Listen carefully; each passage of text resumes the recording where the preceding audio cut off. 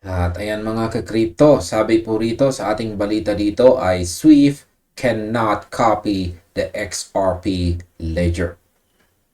Yan, mainit na naman ang usapin dito sa mundo ng cross-border payments. Sa gitna ng mabilis na pagbabago po sa financial technology, may isang usapin na muling nabuhay. At yan po ay ang paghahambing sa SWIFT at saka sa XRP ledger. Kaya sa video na ito, pag-uusapan po natin kung bakit naniniwala ang maraming eksperto na hindi po basta-basta magagaya ng SWIFT ang technology ng Ripple. Pag-uusapan natin ang papel ng mga patents, ang konsepto ng integration, at kung ano ba talaga ang nagpapahiwalay sa dalawang sistemang ito. At ayan, simulan po natin sa unang katanungan kung bakit nga ba hindi kayang i-copy or kopyahin ng SWIFT ang XRP ledger. Ang usaping ito ay nagugat po sa mga dokumentong inilabas ng crypto researcher na si Smoke dito. Ayon po sa kanyang obserbasyon, ang susi sa lahat ay ang intellectual property o ang mga patents na hawak ng Ripple. Marami ang nagtatanong, bakit hindi na lang gumawa ang SWIFT ng sarili nilang bersyon ng XRP ledger? Ang sagot ay hindi po ganoon kadali. Ang technology ng Ripple ay hindi lang basta code na pwede pong i-copy-paste. Ito ay protektado ng matitinding patents. Sa madaling salita, kahit gustuhin man ng kahit sinong competitor na kopyahin ang bilis at efficiency ng XRP ledger, haharangin sila ng batas sa intellectual property. Ayon po sa pananaw ni Smoke dito, ang anumang institution na nagnanais na makakuha ng parehong functionality ay mapipilitang makipag-integrate sa Ripple sa halip na bumuo ng sarili nilang kopya. Para sa kanya, ang Ripple ay may distinctive technological advantage na hindi po basta-basta mapapantayan. Sa aking opinion, ang point po dito ay hindi lang kung kaya nilang gawin, kundi kung practical ba ito.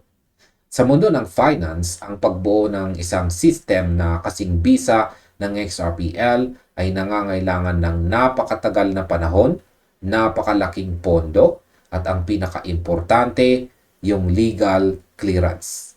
Kung may hawak na patent ang isang kumpanya, ang innovation ay laging nakatali sa legal na limitasyon.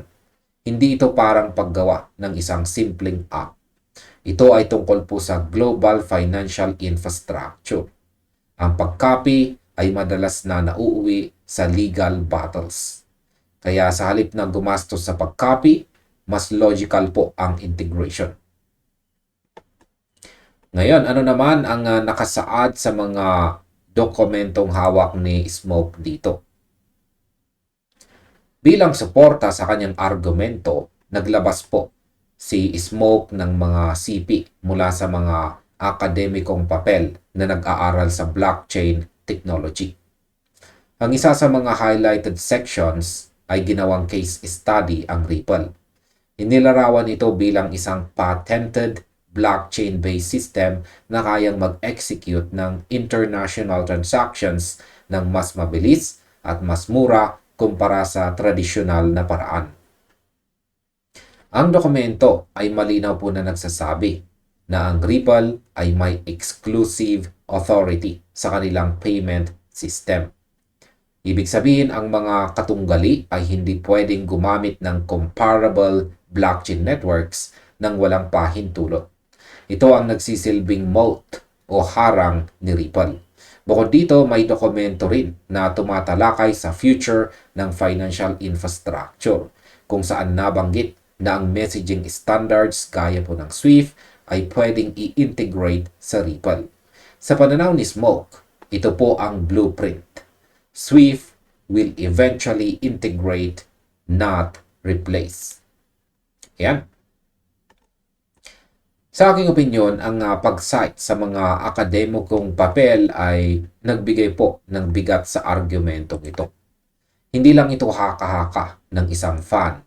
Ito ay nakabase po sa dokumentasyon ng mga eksperto sa tech.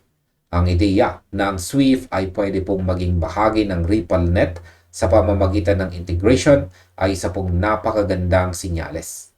Ipinapakita nito na ang Ripple ay hindi nakikipagkompetensya para sirain ang Swift, kundi para maging backbone o pundasyon kung saan tatakbo ang mga legacy systems. Ito po ay isang win-win situation para sa kanila kung magtutulungan po sila. Ngayon, may iba bang pananaw ang community tungkol dito? Siyempre, sa mundo ng crypto, hindi po mawawala ang iba't ibang opinyon. Ang post ni Smoke ay umani po ng samot-saring reaksyon. May isang commenter po na nagngangalang Lord. Ayan. Siya po ay nagsabi na hindi raw Swift ang magdidesisyon sa kung ano ang gagamitin, kundi ang mga bangko mismo. Ayon sa kanya, ang mga bangko ang pipili ng infrastructure na pinaka-efficient para sa kanila. Ipinunto rin niya na ang future ay dapat interoperable, kung saan maraming systems ang nag-uusap-usap gamit ang iisang standard. Sa kabilang banda ay nandito naman si Ledger Legend. At siya naman po ay nagbigay ng medyo technical na paliwanag. Sangayon siya na may patents ang Ripple.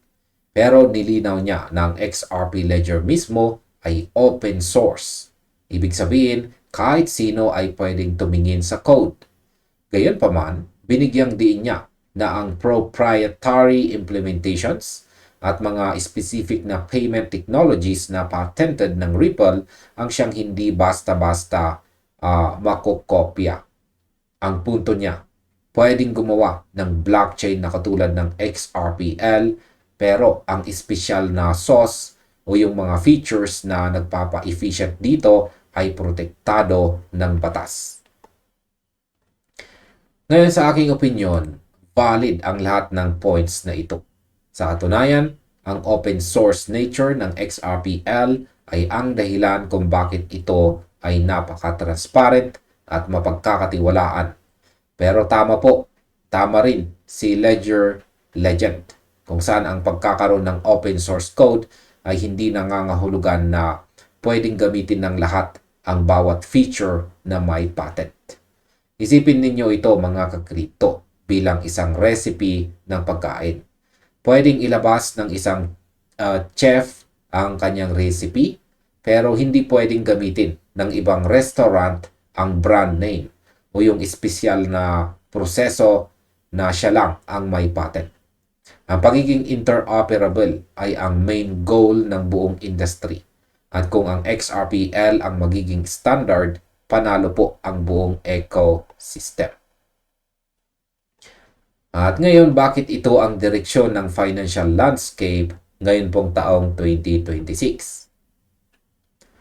Ngayong nasa kalagitnaan na po tayo ng taong 2026, nakikita na natin ang paglipat ng marami mula sa mga lumang systems patungo sa blockchain. Ang usapan ay hindi na kung kailangan ba natin ang blockchain, kundi kung paano ito maaayos na ma-integrate. Ang pagiging exclusive ng Ripple dahil sa kanilang patents ay hindi dapat tingnan bilang paraan para pigilan ang progreso, kundi bilang paraan para siguraduhin na ang technology na gagamitin ay secure at standardized.